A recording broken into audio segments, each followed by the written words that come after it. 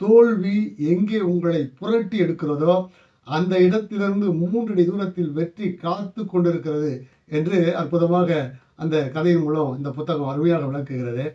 அந்த கதைக்கு பிற்பாடு, அந்த நிகழ்வுக்கு பிற்பாடு அதே டார்ஃபி அவருடைய மாமாவோடு அமர்ந்திருக்கும் போது ஒரு சிறுமி, எதிர் வீட்டு சிறுமி அவரிடத்துல வந்து, என் தாய் 50 பைசா உங்களிடத்துல வாங்கி வர சொன்னார்கள் என்று வருகிறாளாம்.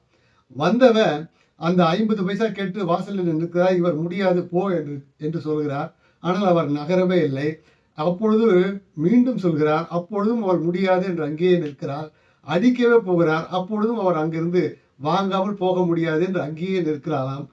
இறுதியாக அவர் வேறு வழி இல்லாமல் 50 பைசா அவரிடத்தில் கொடுத்து அனுப்பி விடுகிறாராம். இந்த நிகழ்வை பார்த்த பிறகுதான் நாம் தங்கம் தோண்டுவதிலே ஒரு அடம் இல்லை, பணம் பண்ண வேண்டும் அந்த எண்ணத்தில் ஈடேற வேண்டும் என்ற எண்ணத்திலே நாம் கன்சிஸ்டன்சி என்று ஆங்கிலத்தில் சொல்வார்கள், அந்த தொடர் முயற்சி இல்லாததான் அதற்கு காரணம் என்பதை கண்டுபிடித்து பின்னாளிலே அவர் ஒரு 30 ஆண்டு கால லைஃப் இன்சூரன்ஸ் முகவராக, அதாவது ஒரு காப்பீட்டு முகவராக மிகப்பெரிய வெற்றி அடைந்ததாக அந்த கதை சொல்கிறது. இதன் மூலம் சொல்லுவது என்னவென்றால், எண்ணம் ஈடேற வேண்டும் என்கிற திண்ணம், அதில் தொடர் முயற்சி நிச்சயமாக உங்களுக்கு பணம் ஈட்ட முடியும் என்று அற்புதமாக குறிப்பிடுகிறார்கள்.